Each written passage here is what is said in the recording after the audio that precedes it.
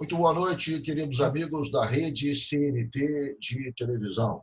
Está começando pela rede CNT o Jogo do Poder, gravado em tempos de coronavírus, em tempos de isolamento social. Eu na minha residência, entrevistado também na sua, no seu escritório, no seu ponto de trabalho. Aqui estamos hoje nessa sequência de entrevistas com candidatos, com pré-candidatos à Prefeitura do Rio de Janeiro.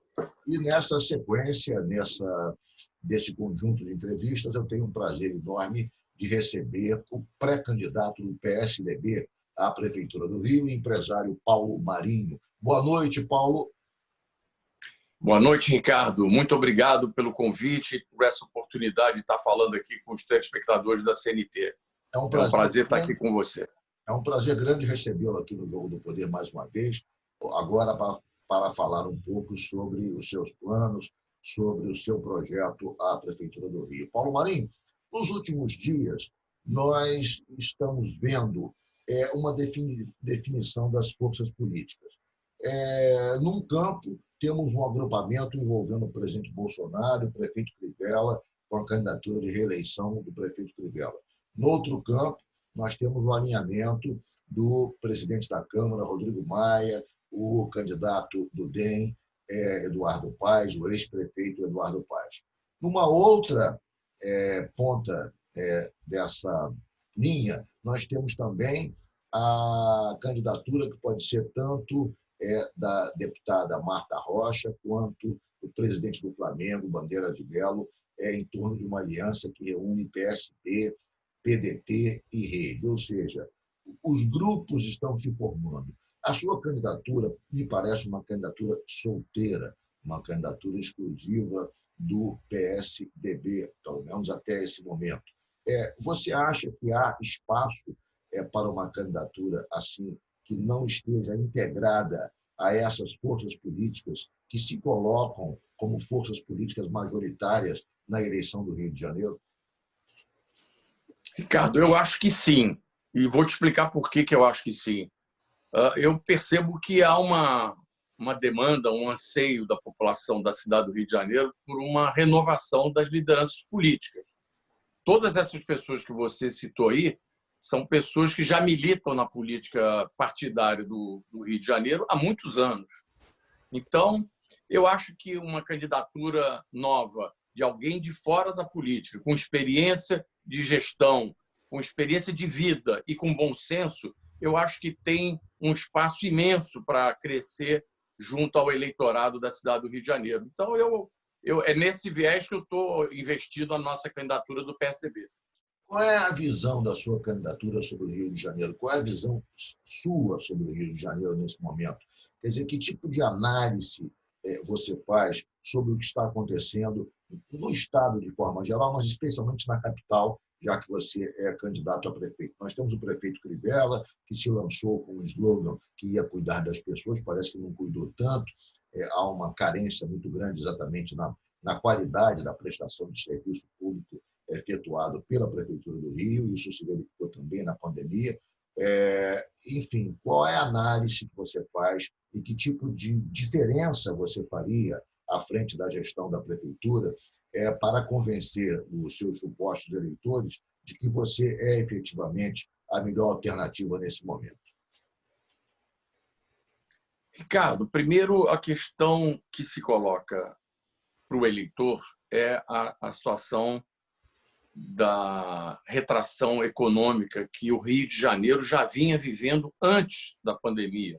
Nós, diferentemente de outras cidades capitais, nós já estamos vivendo um período de imensa dificuldade, sobretudo na questão do emprego na cidade do Rio de Janeiro. Você não tem ideia, aliás, você tem ideia, porque é um jornalista que acompanha a vida da cidade, o aumento da atividade informal no Rio de Janeiro foi imensa antes da pandemia.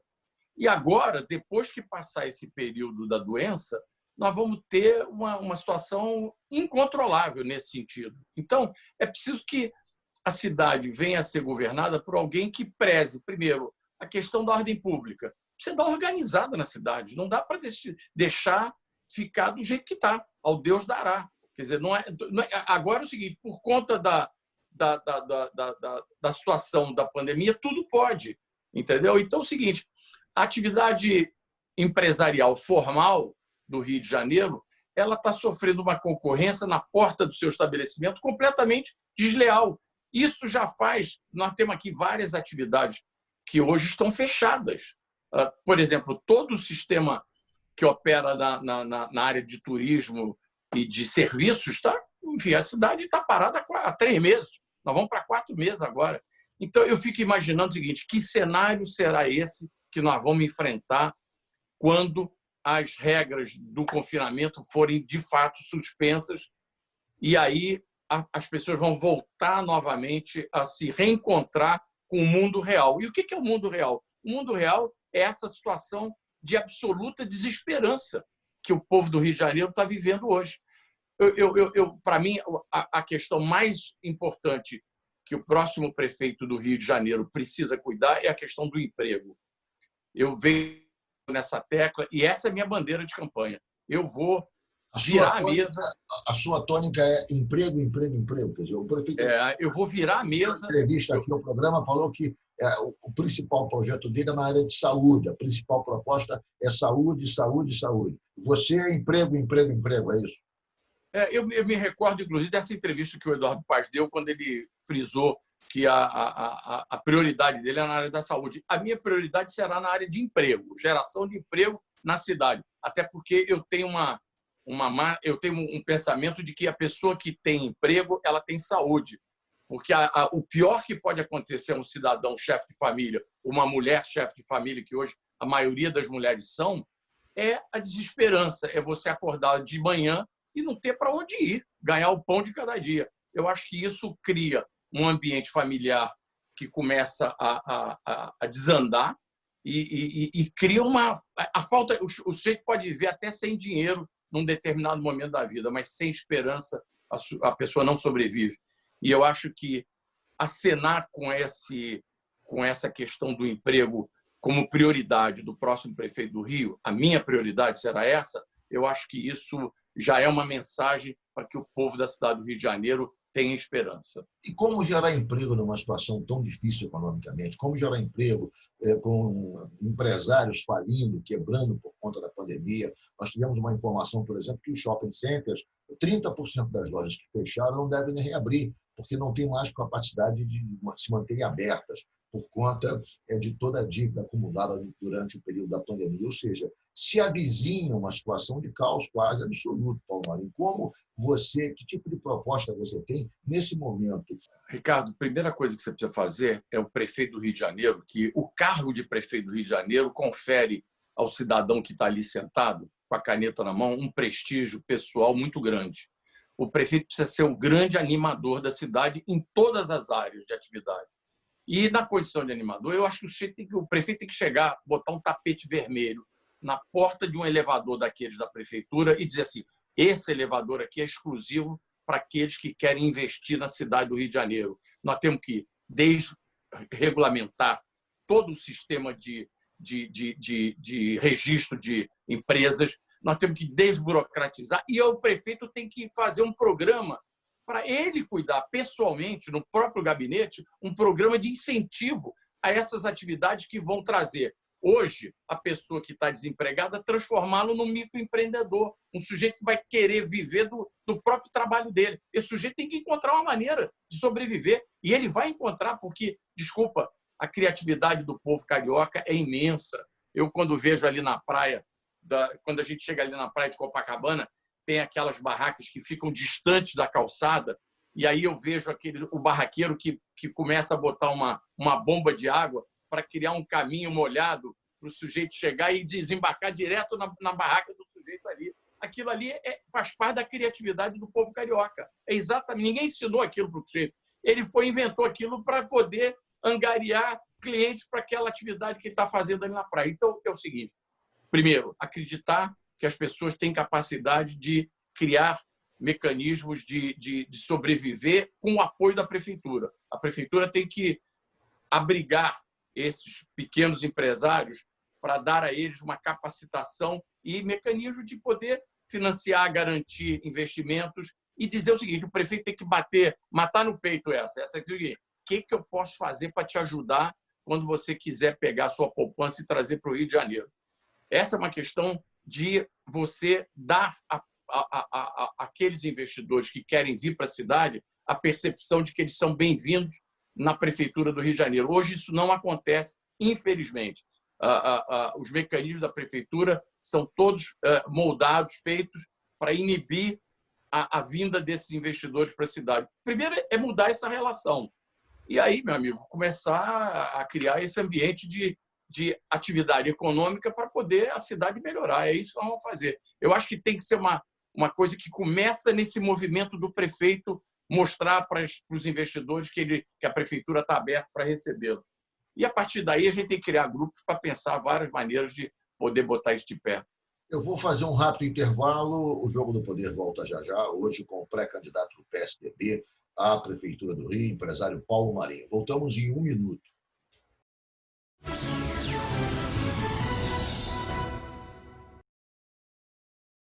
Estamos com o Jogo do Poder recebendo aqui o empresário Paulo Marinho, pré-candidato do PSDB à Prefeitura do Rio de Janeiro.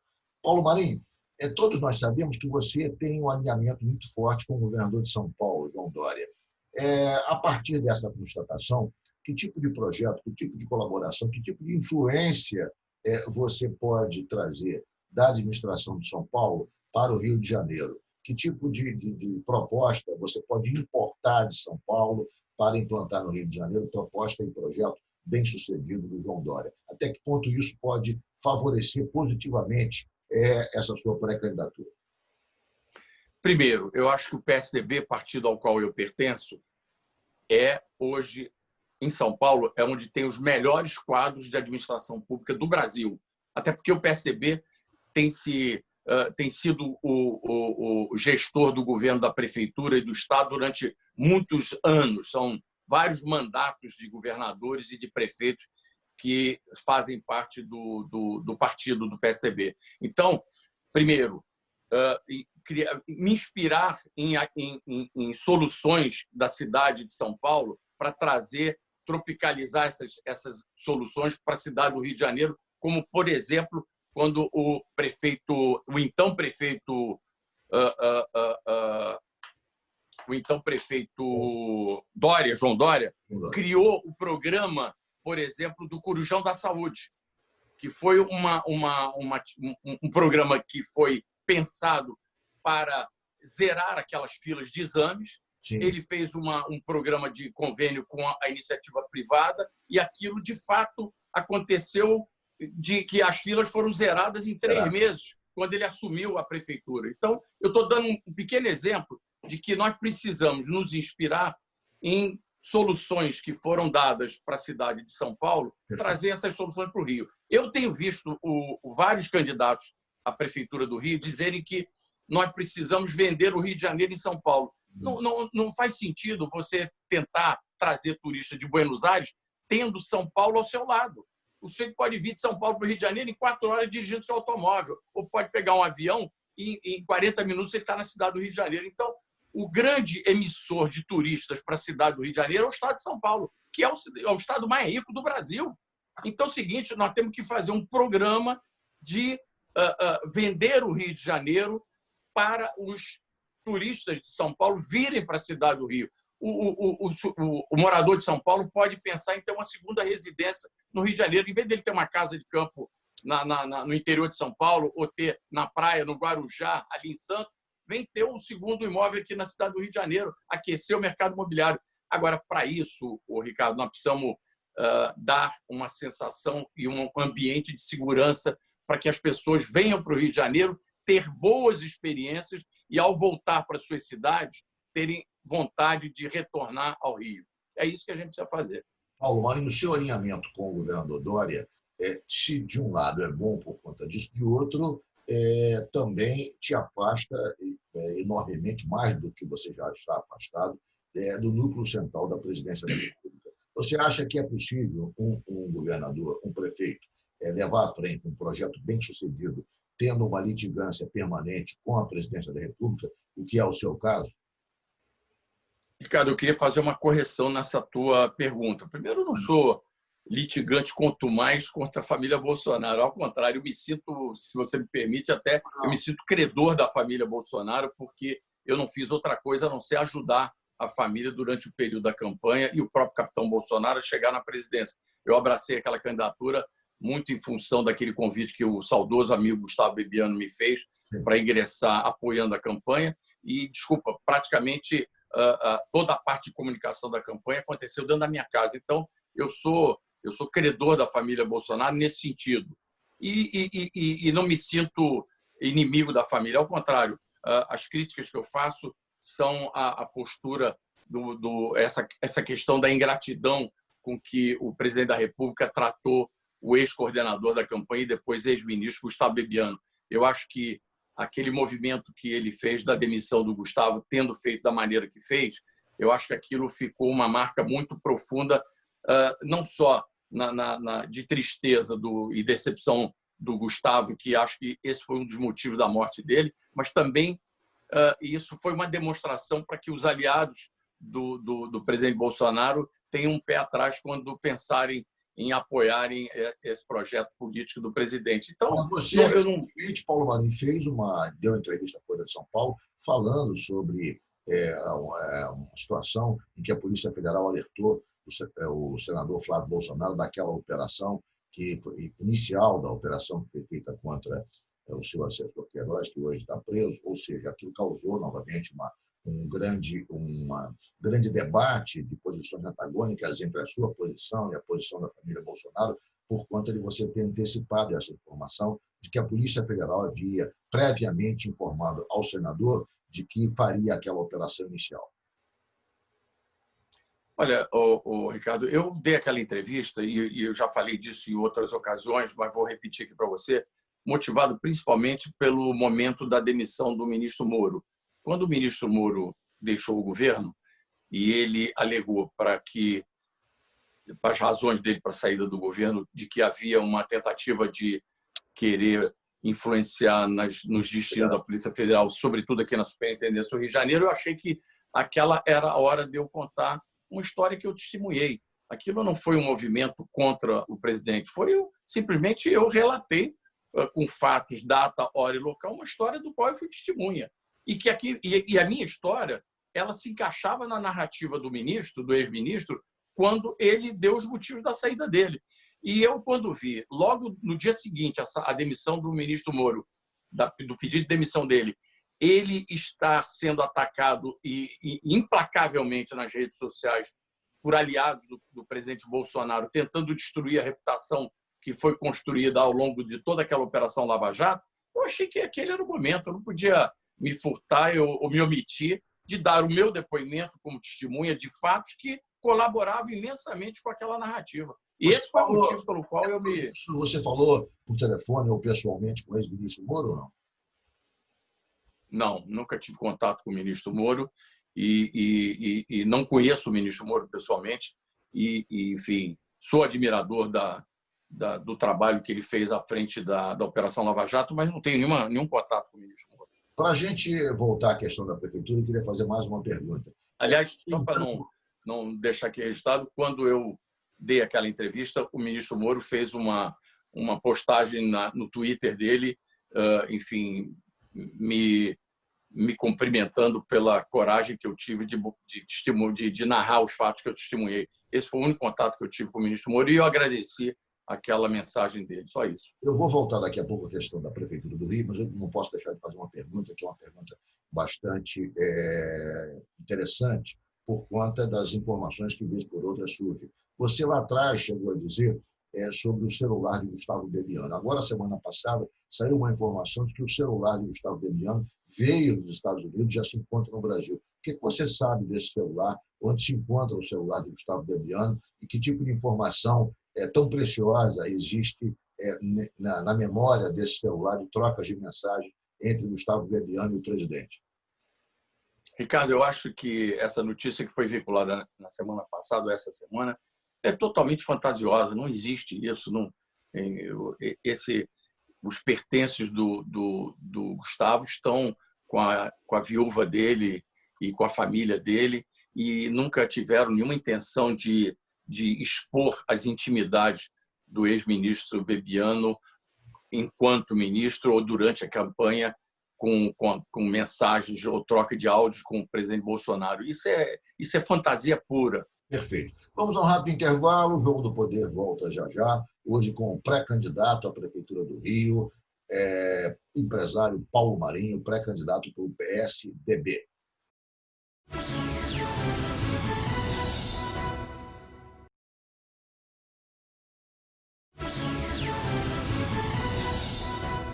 Nós voltamos com o Jogo do Poder, recebendo aqui o empresário Paulo Marinho, pré-candidato do PSDB à Prefeitura do Rio. Paulo Marinho, eu queria que você fizesse uma análise sobre a administração do prefeito Marcelo Crivella, que se coloca como candidato à reeleição. Que tipo de avaliação você tem?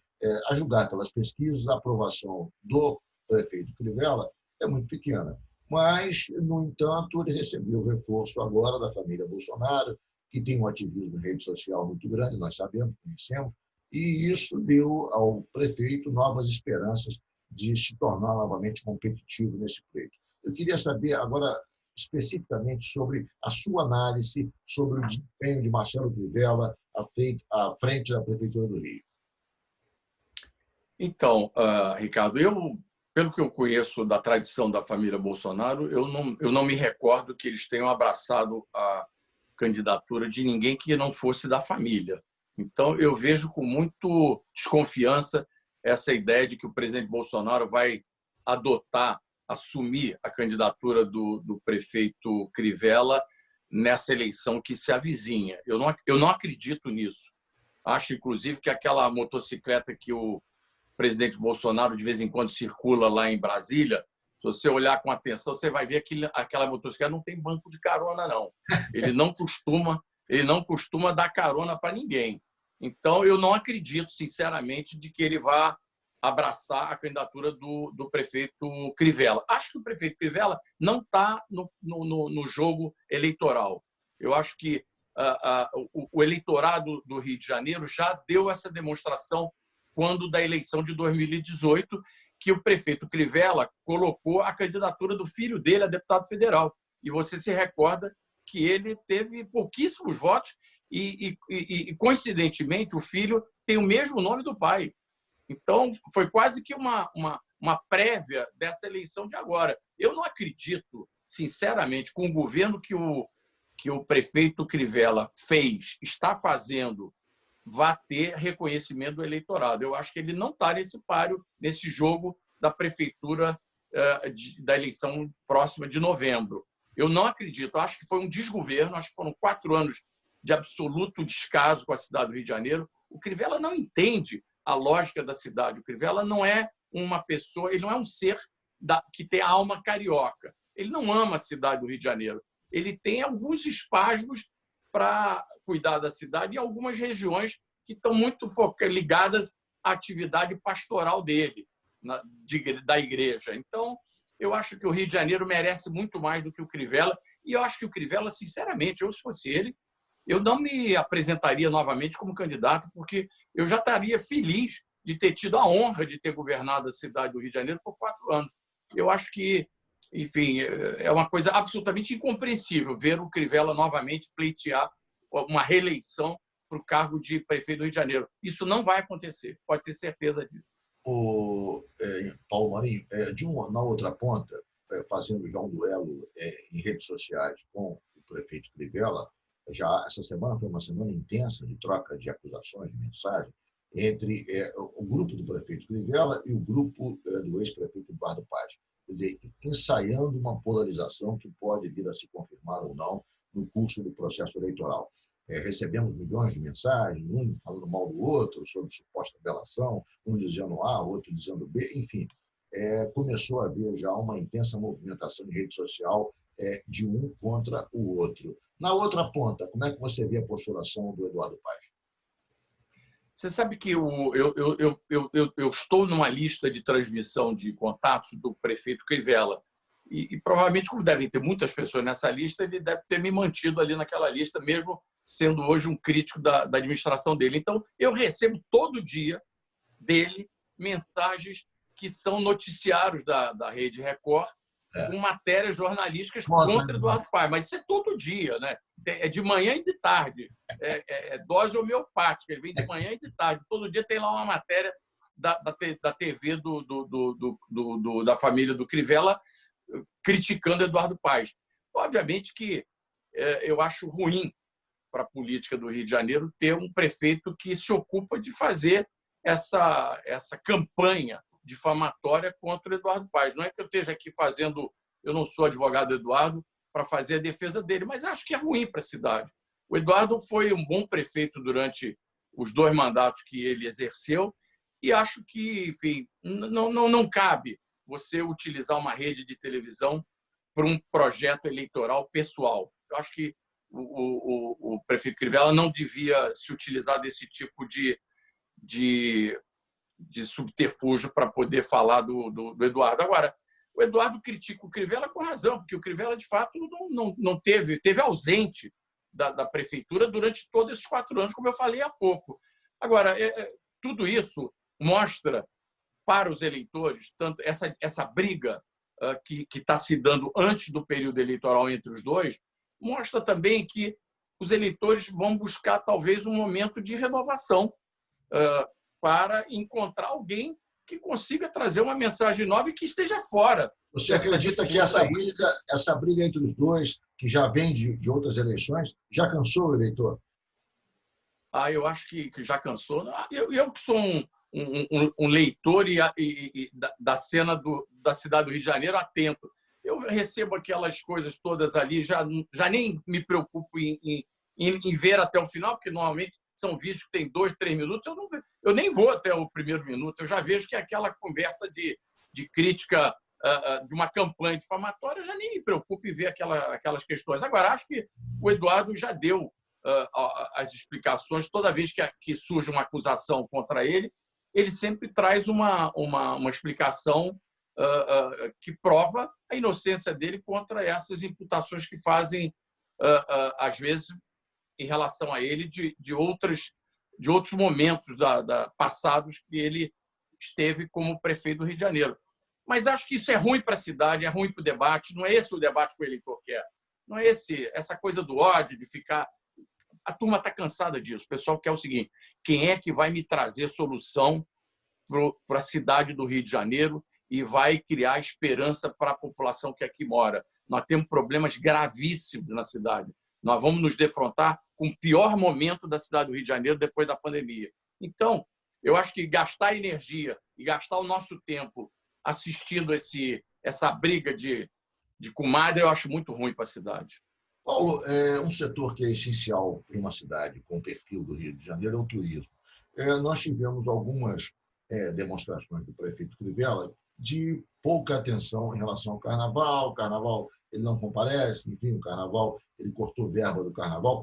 Eu queria falar um pouco do turismo, quer dizer, que contraponto você faria num suposto governo seu, caso você venha a se eleger, em termos de proposta, em termos de proposição, para fomentar novamente o turismo do Rio de Janeiro, que me parece muito subutilizado, que me parece com uma resposta econômica ainda muito aquém da potencialidade que efetivamente um Estado, com as belezas naturais que o Rio de Janeiro tem, podem oferecer. Você sabe que os hotéis 5 estrelas, todos os hotéis 5 estrelas, 4 estrelas, qualquer hotel, hoje estão todos fechados, né?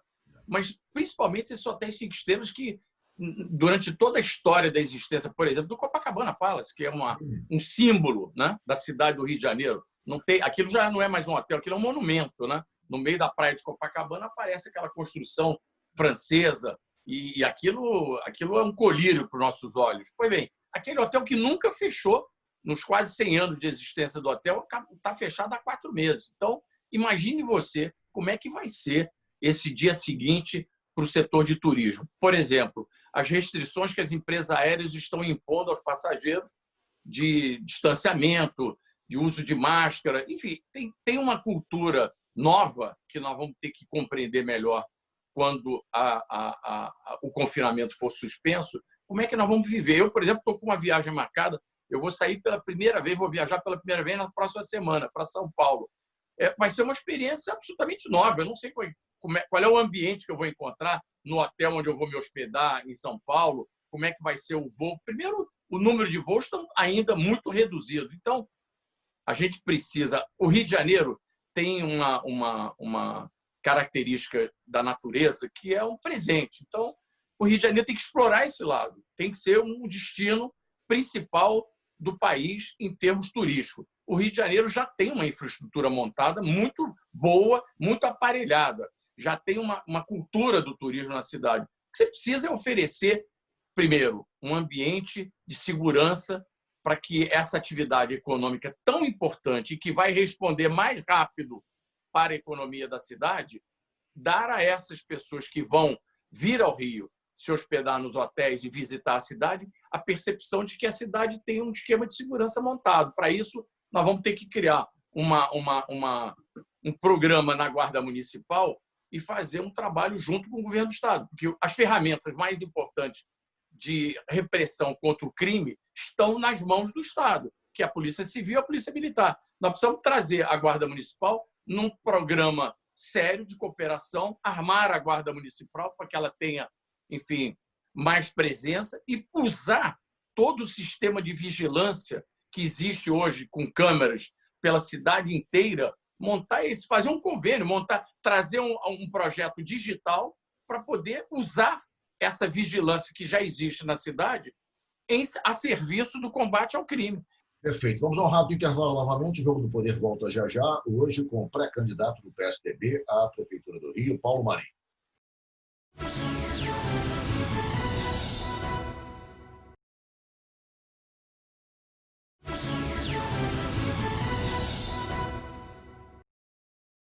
Voltamos com o Jogo do Poder, recebendo hoje o pré-candidato do PSDB à Prefeitura do Rio, empresário Paulo Marinho.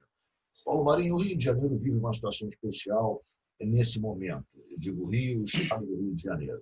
O governador Wilson Witzel está sofrendo um processo de impeachment na LERJ.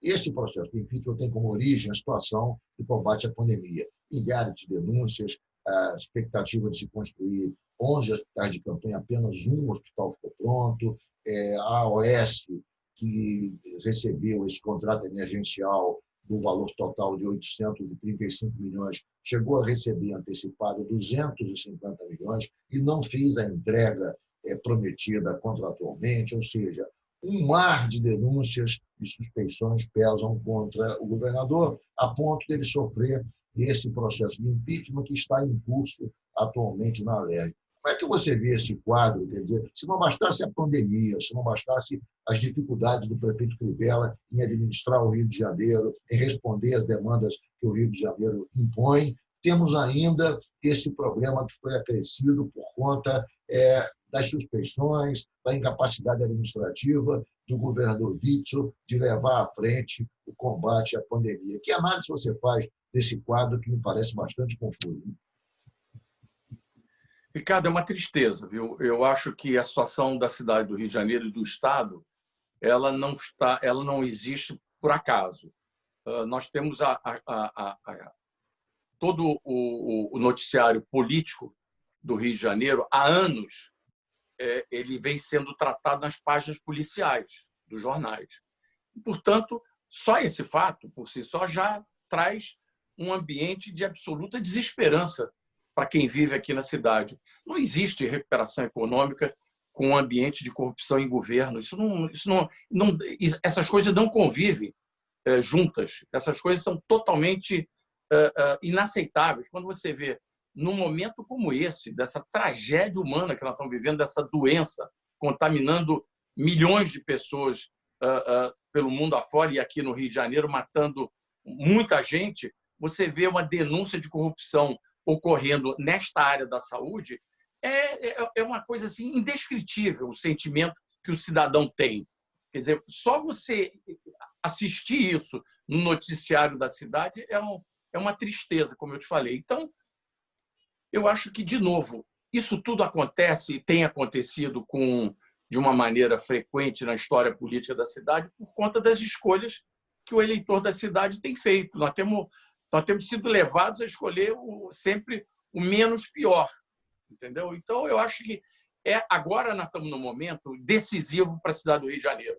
Se nós tivermos, por mais 4 anos, uma gestão na cidade do Rio que não tenha compromisso com o resultado da cidade, que não tenha compromisso com a população do Rio de Janeiro, você pode saber que esses 4 anos vão ser uma eternidade para que a gente possa reverter esse quadro. O mau administrador, para um mau administrador, 4 anos é uma eternidade. E para quem governa bem, 4 anos passa rápido.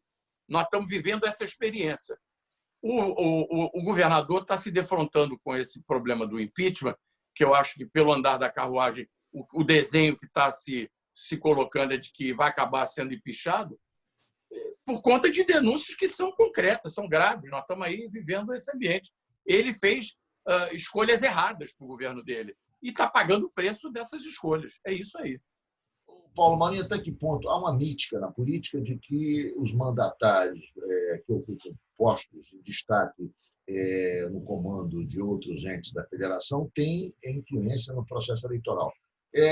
Se isso é verdade, até que ponto você acha que o presidente Bolsonaro e o governador Witzel vão ter influência nessa eleição, ou eles vão ficar totalmente apartados? Um, por conta do seu desinteresse no processo eleitoral, embora seja do Rio de Janeiro, embora tenha base política no Rio de Janeiro, que é o caso do presidente Bolsonaro, e o outro, por conta da fragilidade política em que se encontra sob uma denúncia de impeachment.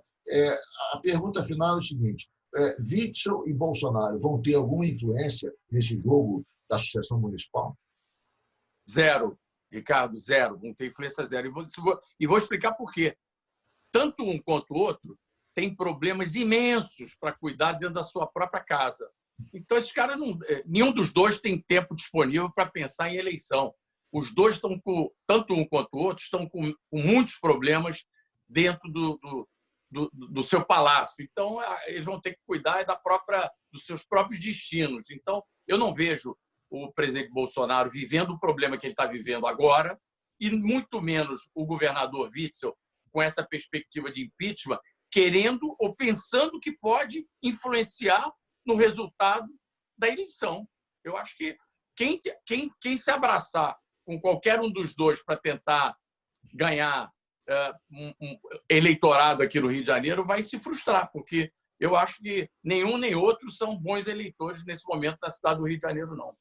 Paulo, você acredita que um prefeito eleito possa desenvolver um projeto, um programa de recuperação do Rio sem a ajuda, sem a participação do governo federal? Ou você acha, como todas outras pessoas já disseram, que o Rio não sai desse buraco se não tiver uma ajuda do governo federal?